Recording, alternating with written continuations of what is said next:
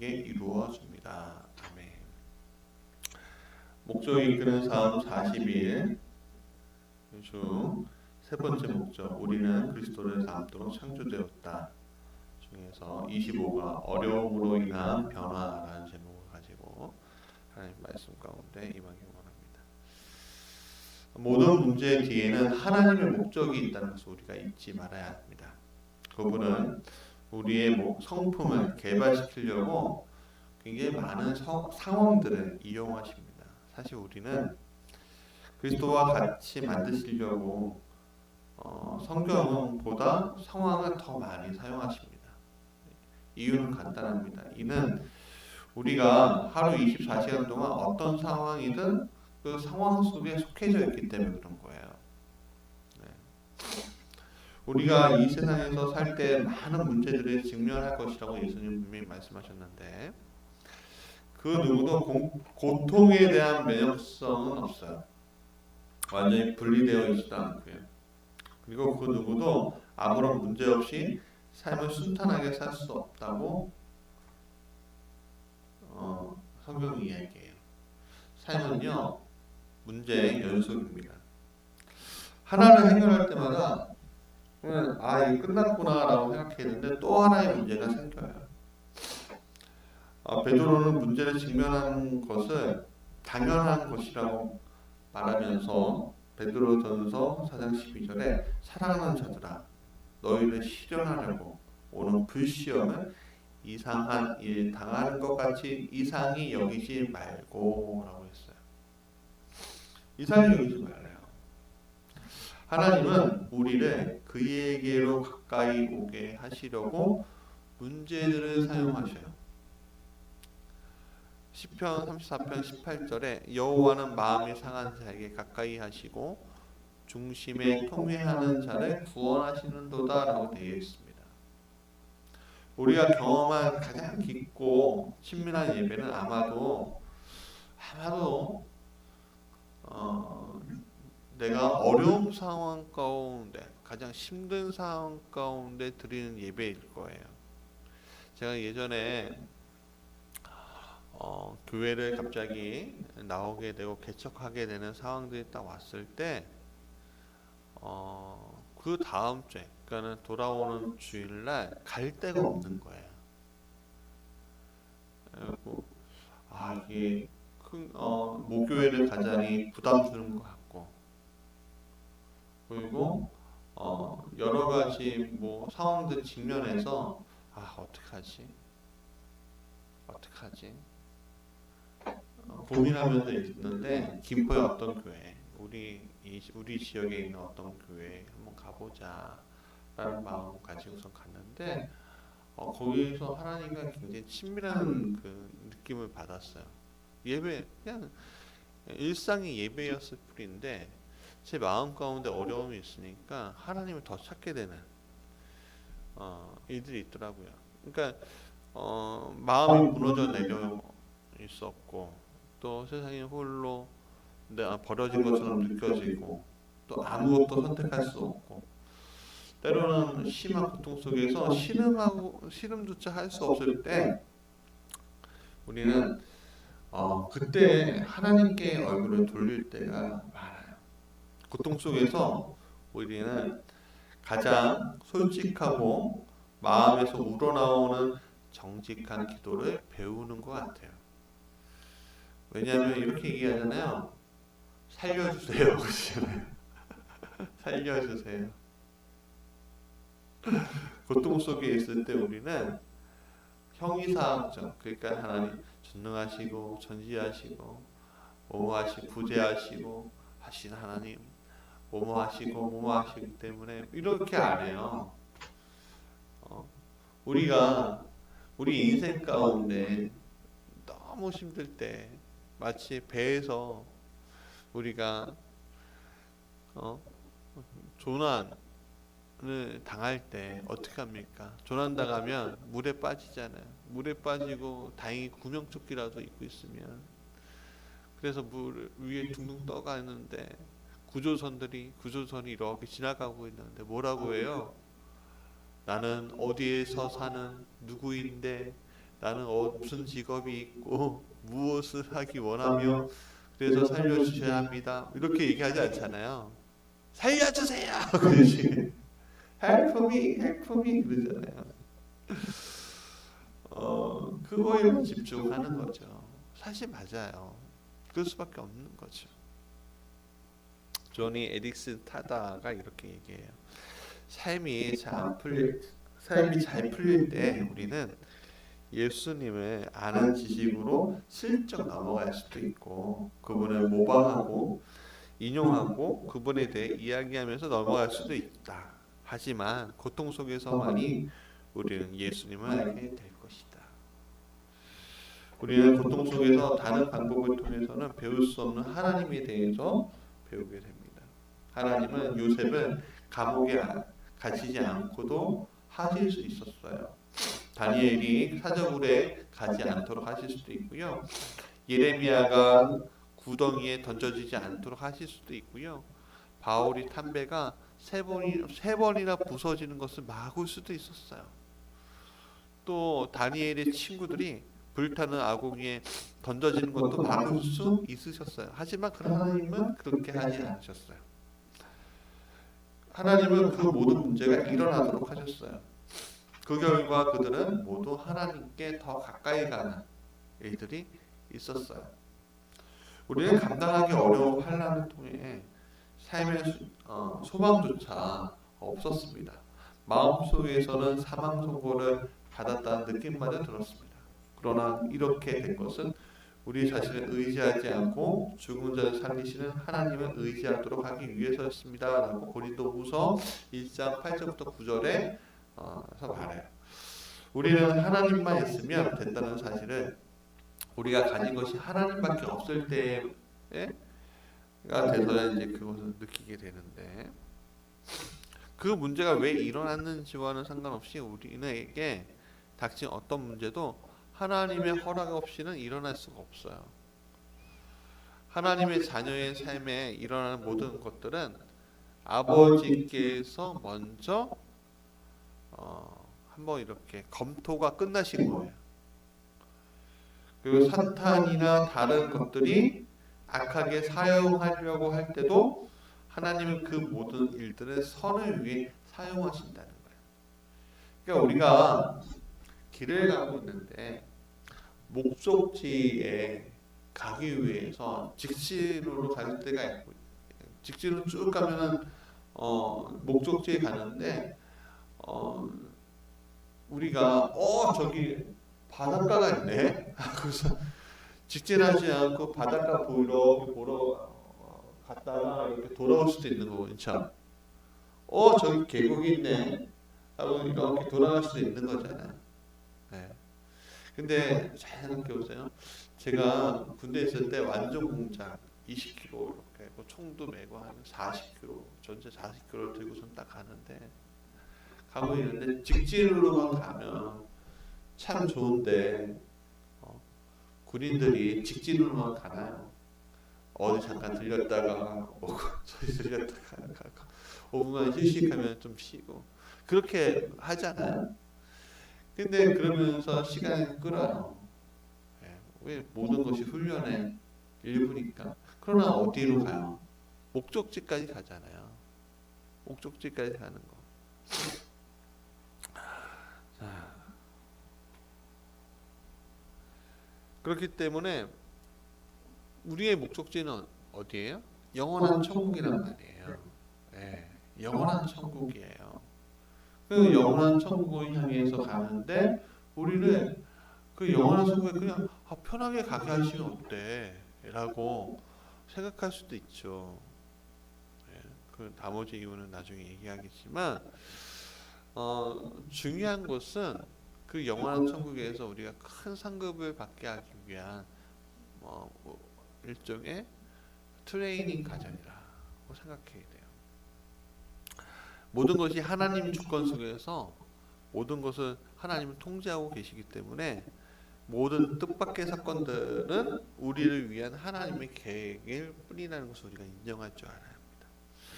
우리가 태어나기 전부터 하나님의 달력에는 우리의 매일의 삶이 적혀져 있는 것은 우리가 잊지 말아야죠. 우리에게 일어나는 모든 일은 영적으로 굉장히 중요합니다. 그래서 로마서 8장 28절부터 29절에 있는 말씀은 우리가 좀 정확하게 이해할 필요가 있는데 이렇게 말씀하십니다. 하나님을 사랑하는 사람들 곧 하나님의 뜻대로 부르심을 받는 사람에게는 모든 일이 서로 협력해서 서로 이룬다는 것을 우리가 압니다. 하나님께서는 미리 아신 사람들을 택하셔서 자기 아들의 형상과 같은 모습이 되도록 미리 정하셨으니 이것은 그 아들이 많은 형제들 가운데서 맏아들이 되게 하시려는 것입니다. 이 구절에서 가장 많이 잘못 사용되고 있고 잘못 이해되는 구절이 하나님은 내가 원하는 방향으로 모든 일이 일어나게 하신다라고 잘못 해석하는 거예요. 명백히 그것은 잘못된 얘기입니다. 또 하나 이렇게 얘기하기도 하죠. 하나님은 모든 일이 이 땅에서 행복한 결말을 맺게 하신다고도 하지 않으셨어요. 네. 이 땅에서 사는데 우리가 보기에도 아유 너무 불행한 거 아니야? 불쌍한 거 아니야? 라고 생각하는 사건들이 많잖아요. 우리는 타락한 세상에서 살고 있어요. 오직 천국에서만 이 모든 것들이 하나님의 계획대로 완벽하게 이루어지고 있어요. 하나님은 우리가 매우 큰 고통을 당하고 이렇게 가기를 원하지 않으세요. 하나님 완벽한 플랜을 우리에게 준비해 놓으셨는데 우리가 잘못된 선택을 계속하는 거예요. 네. 잘못된 선택을 하는 거예요.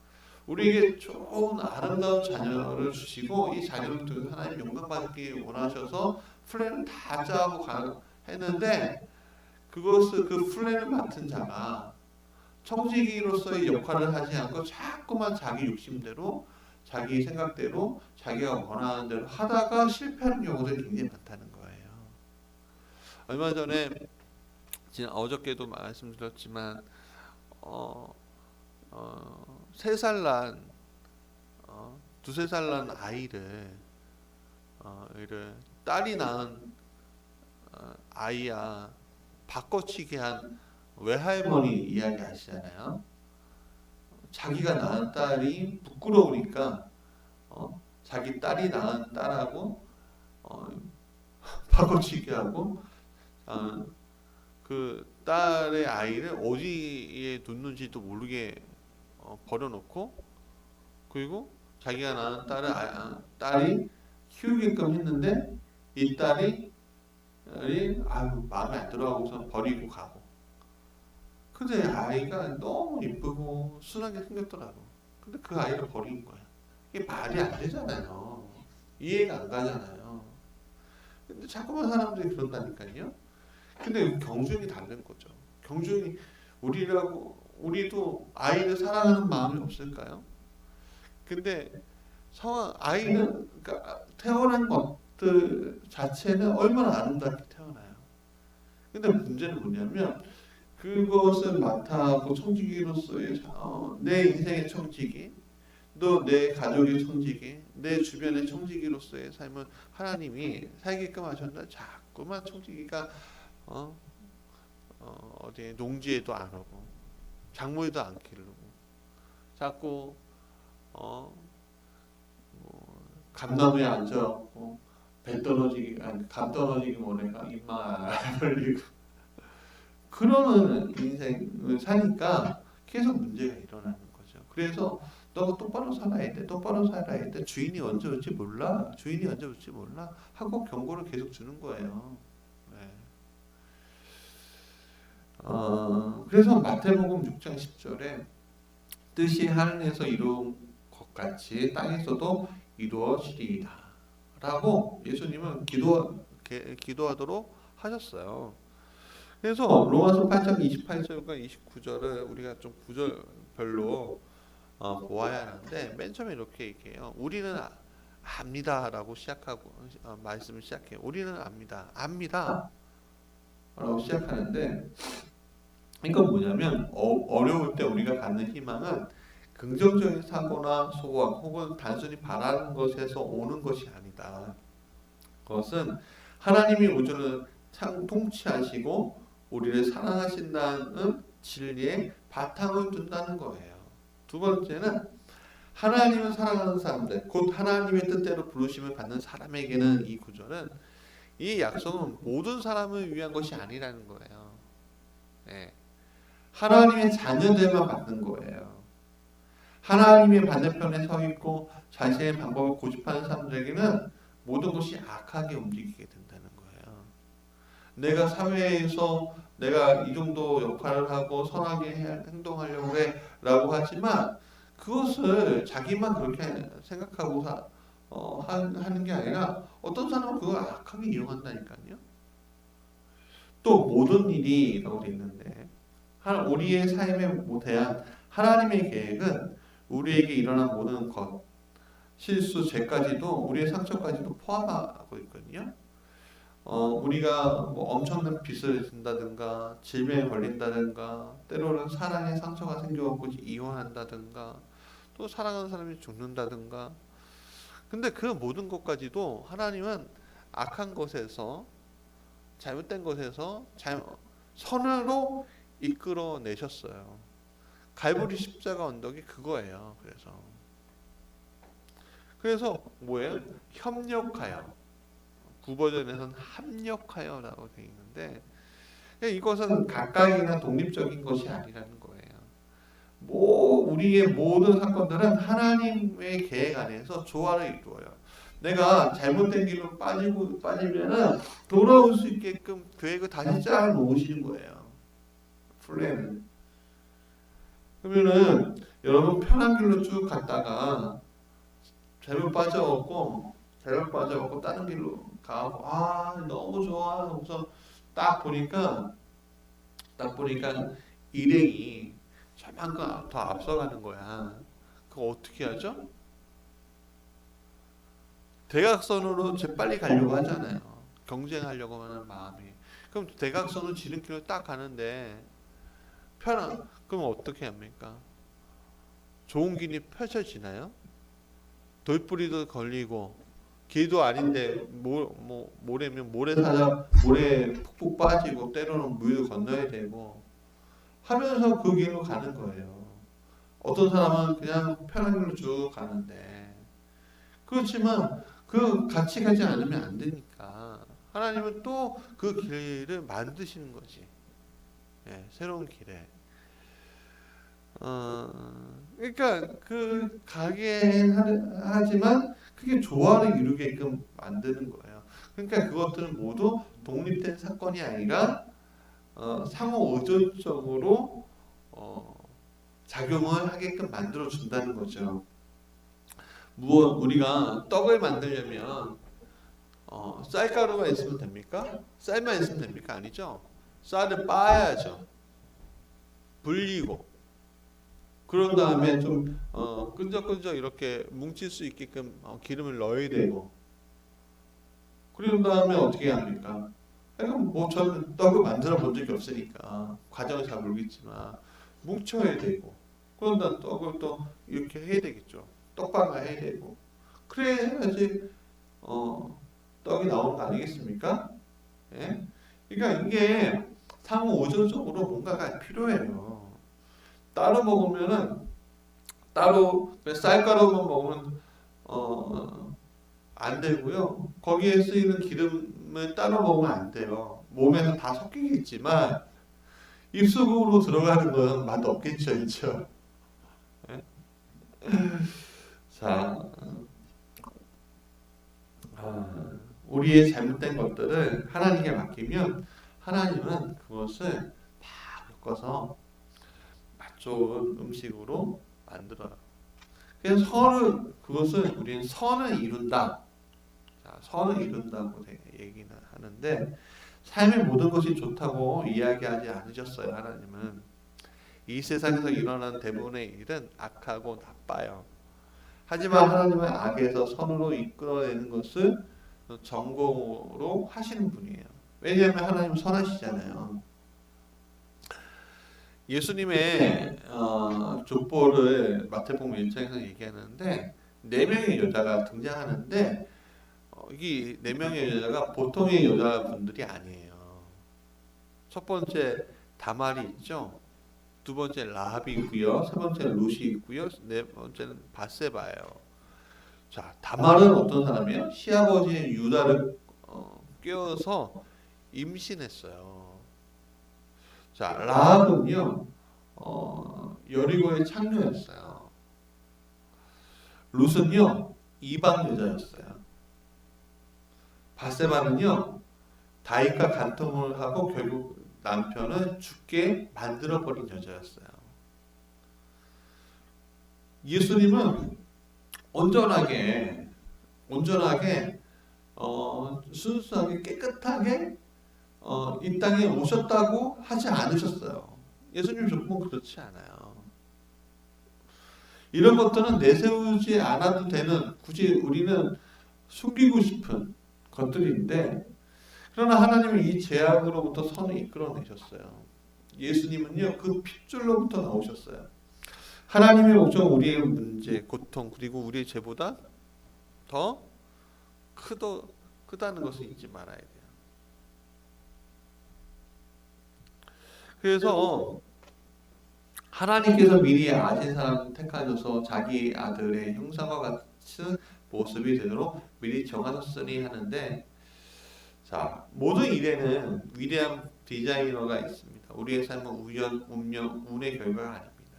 삶에는 마스터 플랜이라는 게 있습니다. 역사는 인간의 이야기가 아니라 His story라고 해서 그의 스토리 이야기, 그의 하나님의 이야기다라고 되어 있는데 하나님이 다 조정하시는 거죠. 네. 우리는 실수를 하지만 하나님은 절대 실수하지 않으시는 거 잊지 마십시오. 하나님은 실수하실 수 없어요. 왜냐하면 그분은 하나님이시기 때문에 그래요. 그래서 마지막으로 이렇게 얘기해요.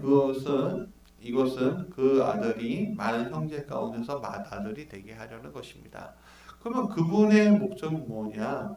당신의 아들과 같이 되게 하려는 거다. 자, 형제들 가운데 맏아들이 되게끔 하려는 거다. 그러니까 주변에 있는 사람들, 우리가 세상 사람들과 부딪히면 살지만 그 중에 맏아들이 되게끔 하려는 거다. 맏아들에게 뭘 줘요? 상속권을 주잖아요. 네, 장자권을 주잖아요. 다 다스리게끔 하잖아요. 그거 우리에게 주신다는 거예요. 그거는 우리의 지금 나이가 중요하지 않아요. 지금 그것을 우리가 받는 것이 중요하지. 그래서 우리는 그리스도와 같은 인격을 쌓는 과정들이 필요한 거예요. 자, 보석 원석이 있어요. 다이아몬드 원석이 딱 있는데 이 다이아몬드 원석이 이렇게 파면요 보석 같지가 않아요. 보석 같지 않고 그냥 지저분한 어떤 돌멩이 같아요. 약간 반짝반짝거리는. 근데 그걸요 세공업자들이 이쁘게 깎고 하면은 그게 엄청난 보석이 되는 거예요. 이런 말이 있거든요. 아프리카에서 원석을 캐내면 진짜 돈 버는 것은 이스라엘의 세공업자들이다라는 얘기가 있어요.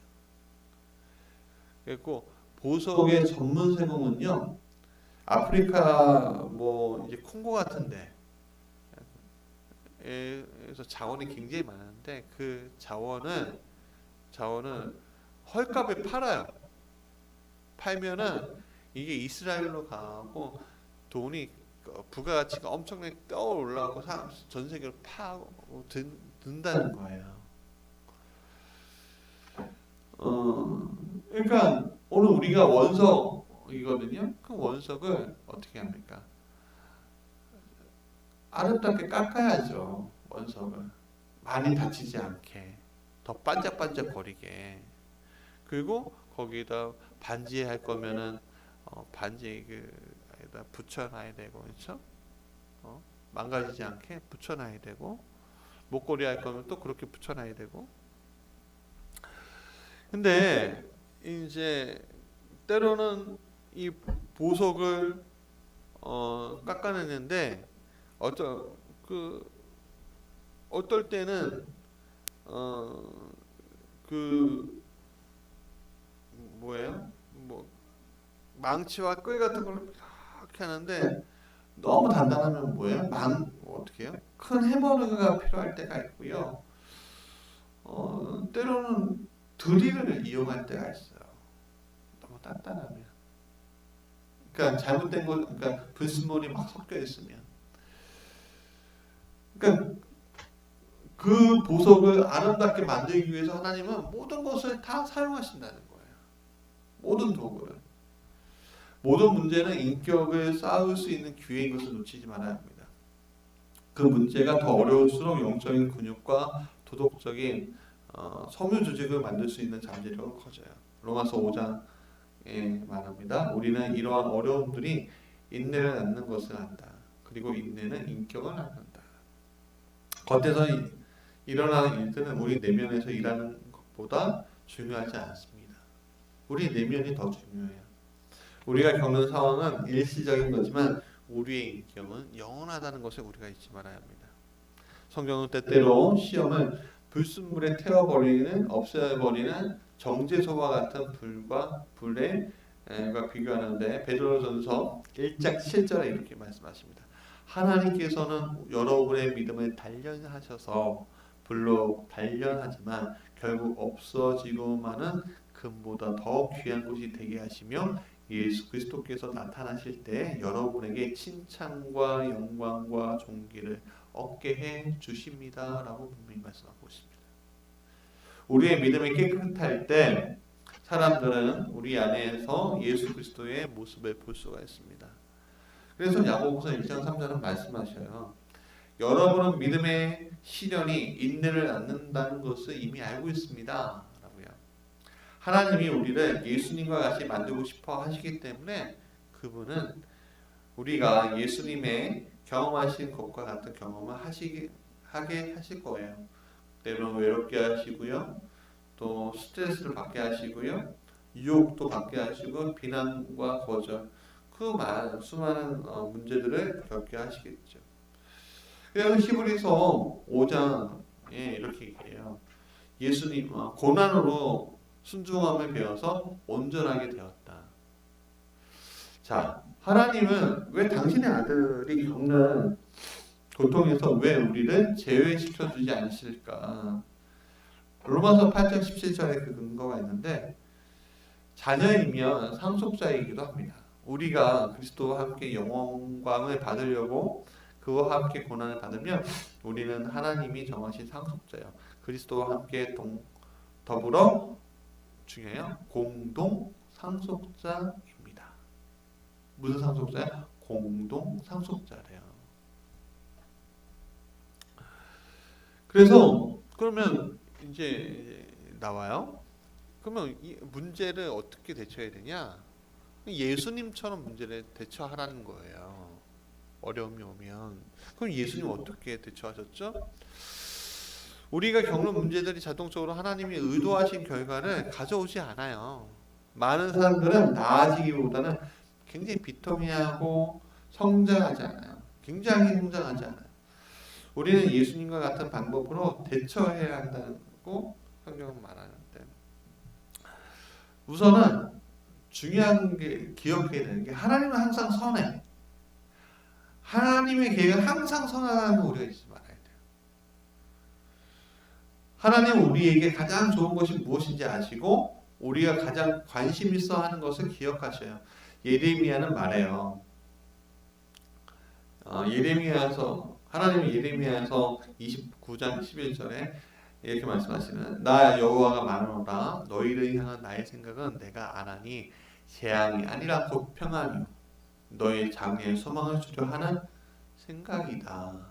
아니 지금 고통당하고 있는데 재앙이 아니라니요 평안이라니요 지금 소망이 없는데 무슨 장래에 소망을 주신다니요. 근데 하나님 그렇게 하신다는 거예요. 그래서 요셉 보십시오. 창세기 50장에 보면 형들에게 이렇게 얘기해요. 당신들은 나를 해하려 했지만 하나님의 그것을 선으로 바꾸셨습니다. 라고. 히스기야도 이사야서 38장 17절에 얘기해요. 생명을 위협하는 그 질병이 이렇게 왔을 때 말해요. 보소서 내게 큰 고통을 더하신 것은 내게 평안을 주려 하심입니다. 주께서 내 영혼을 사랑하사 멸망의 구렁이에서 건지셨고 내 모든 죄를 주의 등 위로 던지셨습니다. 라고 얘기해요. 우리가 어떤 문제에서 해방시키려고 요청했지만 어떤 때는 하나님이 거절하실 때마다 가 있어요. 그러면 그럴 때마다 우리가 왜 기억하고 있어야 돼요. 뭐요? 하나님께서는 우리를 자기의 거룩하심에 참여하게 하시려고 우리에게 유익이 되도록 징계하신다는 히브리서 12장 10절 말씀을 우리가 기억하고 있어야 한다는 거죠. 우리가 스스로 고통이나 문제가 아닌 하나님의 계획에 초점을 맞추는 것이 굉장히 중요합니다. 예수님은 그렇게 십자가의 고통을 견디셨고 우리는 그분의 모범에 따라 하겠죠. 그래서 히브리서 12장 2절에 말씀하셔요. 믿음의 창시자의 완성자이신 예수님을 바라봅니다. 그는 자기 앞에 놓여있는 기쁨을 내다보고서 부끄러움을 마음에 두지 아니하시고 십자가를 참으셨어요. 그리하여 그는 하나님의 보좌 오른쪽에 앉으셨습니다. 라고 얘기해요. 코리 덴붐이라는 분이 있거든요. 그가 나치 수용소에서 겪었던 것들을 얘기하는데 이렇게 얘기해요. 초점을 잃지 않는 것이 굉장히 큰 힘이라고 얘기하는데 이렇게 정확하게 얘기합니다. 자, 만일 이 세상을 보면 우리는 절망할 것입니다. 만일 우리 내부를 들여다보면 낙담할 것입니다. 하지만 그리스도를 바라보면 안식할 수 있습니다. 집중을 어디에 하는가에 따라 우리의 감정이 결정됩니다. 하나님께 우리가 집중할 때 그분을 기쁘시게 할 수 있어요. 우리의 초점이 감정을 결정할 것이라는 것을 잊지 마십시오. 인내의 비밀은 이거예요. 고통은 일시적인 거라는 거죠. 그러나 상급은 영원하다는 거예요. 그게 인내할 수 있는 우리의 비밀이에요. 모세가 여러 삶의 문제들을 견딜 수 있는 것은 그가 상주심을 바라보았기 때문이다라고 히브리서 11장의 26절에 말씀하셔요. 바울도 같은 방법으로 고통을 이겼어요. 그는 말합니다. 지금 우리가 겪는 일시적인 가벼운 고난은 비교할 수 없을 정도로 영원하고 크나큰 영광을 우리에게 이루어 줍니다. 우리가 고통을 영원히 경험하지 않아요. 고통은 일시적이에요. 네. 죽을 것 같은 고통을 경험하는 사람들이 많아요. 병원에 있는 사람들 있죠. 근데 그건 우리의 삶의 전체를 보면은 그냥 일시적인 거예요. 계속 고통이 그렇게 가면 다 쇼크로 다 죽어요. 어느 한때 어떤 한순간에 허리가 아프고 어느 한순간에 어디가 아프고 그래서 아픈 거지 계속 아프지 않단 말이에요. 근데 그 일시적 아픈 것 때문에 우리가 수술하고 그런 거잖아요. 그렇죠?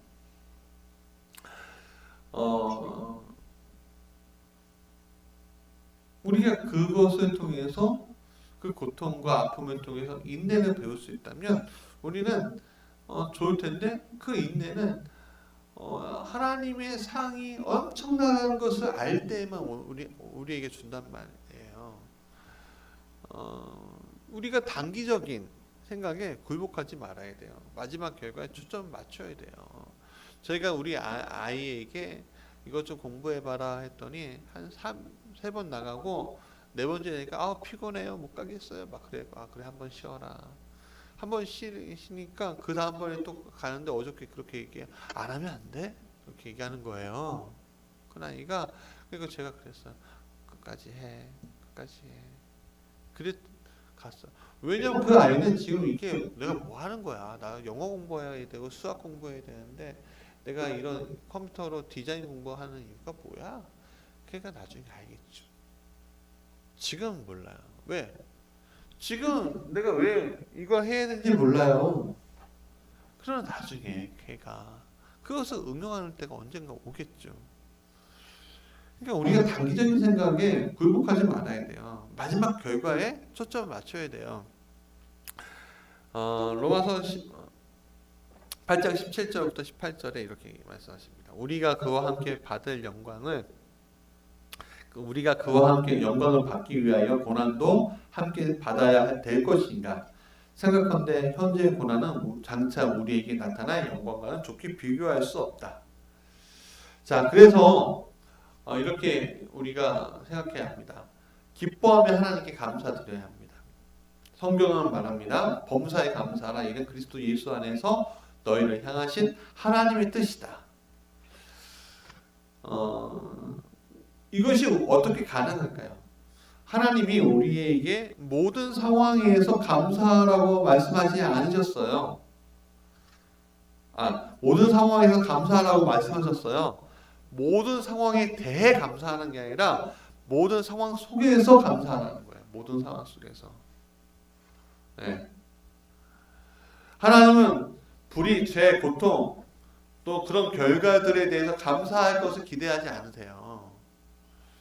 대신 하나님이 우리의 고통과 문제를 사용해 당신의 목표를 성취하는 사실에 감사하기를 바라신다는 거예요. 빌립보서 4장 4절에 주 안에서 항상 기뻐하라 라고 되어 있는데 그러나 이렇게 얘기하지 않았어요. 너희 고통에 대해서 기뻐해라 그렇게 말씀하지 않았어요? 그건 자기 학대죠. 주님 안에서 기뻐하라고 말해요. 어떤 일이 일어나든 우리는 하나님의 사랑, 돌보심, 지혜, 신실하심을 기뻐할 수 있습니다. 예수님은 그날에 뛰며 기뻐하고 뛰놀라 하늘에서 너희의 상이 크다라고 누가복음 6장 23절에 말씀하십니다. 하나님이 고통 속에서 우리와 함께 하신다는 사실을 알기에 우리는 기뻐할 수 있는 거예요. 고통과 그 동떨어져 있으면요, 우리는 하나님이 나와 안 도와주시는 거야? 절망 속에 빠질 수 있죠. 그러나 하나님은 그러신 분이 아니에요. 그냥 멀리서 괜찮아 하시는 분이 아니에요. 우리의 고통의 그 상황 가운데에서 함께 해주신다는 것을 우리가 잊지 말아야 합니다. 그 고통의 상황 가운데 누구와 함께 하셔요? 성령님을 우리에게 보내주셔서 그것을 통과할 수 있는 시험으로 만들어 주시는 거예요.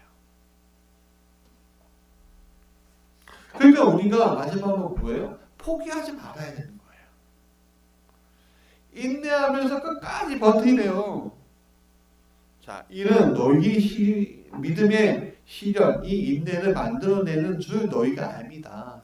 인내를 온전히 이루나 이는 너희로 온전하고 구비하며 조금 더 부족함이 없게 하려 함이다라고 말씀하셔요. 인격이 자라나는 과정은요 굉장히 길고 느린 과정이에요. 우리 아이가 태어나서 성인이 되려면 20살 성인이 되려면 몇 년이 필요해요? 20년이 필요하잖아요. 그럼 거기서 끝나나요? 사회의 어떤 구성원이 되려면 또 공부하는 과정들이 또 필요하다고 하면 또 한 10년 가야 돼요. 사람이 자라는데 그 정도 하는데 성숙과 인격은 그 영원히 가는 거죠. 우리가 어떤 일시적인 어떤 결과에서 그런 과정에서 사람들이 뭐라고 막 하는 경우도 있어요. 근데 우리가 그거를 보면 사람은 다 절망적인 거예요. 흠집이 많거든요. 저도 흠집이 많은 사람이고 누구나 그 흠집이 많은. 근데 그 흠집만 바라보면 우리는 다 절망할 수밖에 없지만 그 속에서 역사하시는 하나님을 바라보라는 거예요. 그러면 그런 사람들은 포기하지 않고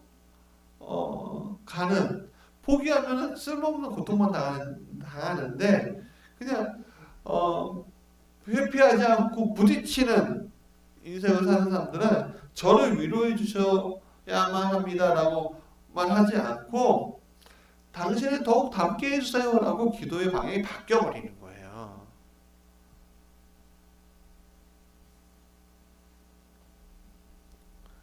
그래서 우리 멋대로 이해할 수 없고 목적 없이 보이는 삶의 상황 속에서 하나님의 일하시는 손길을 본다면 아, 우리가 성숙하려고 하나님 허락하시는구나. 이 일을 우리가요 돈이 많아도요 우리 회사가 안 될 수 있어요. 어, 어떤 분은 주식을 하다가 뭐 실패하는 경우도 있어요. 여러분, 많은 사람들이 고통 앞에서 회피합니다. 도망가요. TV에서 어떤 분 세상에 이런 일이 있나 그런 TV를 본 적이 있는데 그 어떤 분이 있는데 세탁소를 운영하시는데 온몸에 그 호일 있잖아요.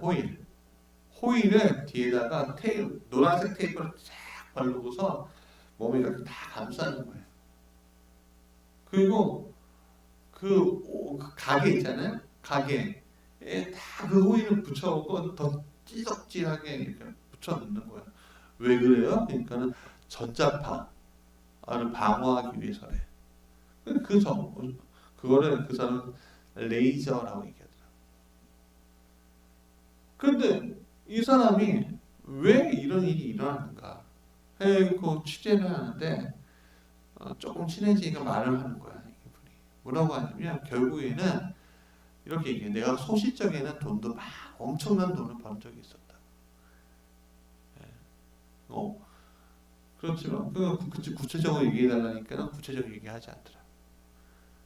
근데 이거 다 실패하고 또 이렇게 하는데 어느 날 보니까는 나를 공격하는 세상에 어떤 전자파 무기들이 있어. 그거를 방어하기 위해서 이렇게 하는 거라고 하면서 막 하는데 뭐죠?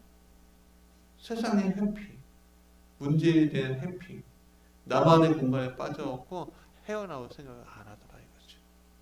그게 오늘 많은 사람들의 모습인데 그거에 대해서 우리가 그 회피의 자리에 가는 것이 아니라 하나님이 필요하신 자리, 하나님이 원하신 자리에 정직하게 나가면 하나님 문제를 해결해 주셔요. 회피하면 계속 동굴에만 있는 거고. 만약 우리가 어려움을 겪고 있다면 우리는 왜 나지요? 라고 말하지 마십시오. 내가 무엇을 배우기 원하셔요? 하나님 그렇게 얘기해야 합니다. 하나님을 신뢰하고 옳은 일을 하는데 계속 힘쓰시기 바랍니다. 너에게 인도가 히브리서 10장 36절에 얘기합니다. 너희에게 인내가 필요함은 너희가 하나님의 뜻을 행한 후에 약속을 받기 위함이다. 히브리서 이 말씀 우리가 포기하지 말고 성장하라는 말씀입니다. 포기하지 마십시오. 내가 나이가 많다고 포기할 필요가 없어요. 내가 뭐 가족이 많다고 포기할 필요가 없습니다. 포기하는 순간에 우리가 성장을 멈추는 겁니다. 우리는 성장을 멈출 수 없습니다. 자, 삶으로 떠나는 질문입니다. 나는 어떤 문제로 인해서 가장 많이 성장하는가? 라는 질문을 해보시면서 우리가 같이 기도하면 좋겠습니다. 자, 잠깐 기도하죠. 사랑과 은혜가 많으신 하나님, 오늘 우리의 고통 속에서 하나님을 배우기 원합니다. 하나님, 고통의 끝을 통해서 우리에게 원하신 것이 무엇인지 오늘 배웁니다. 하나님, 우리가 예수님 닮기 원합니다. 성숙하기 원합니다. 주님을 더 알기 원합니다. 주여, 우리의 기도의 방향이 바뀌게 하여 주옵소서. 예수님의 이름으로 기도합니다. 아멘.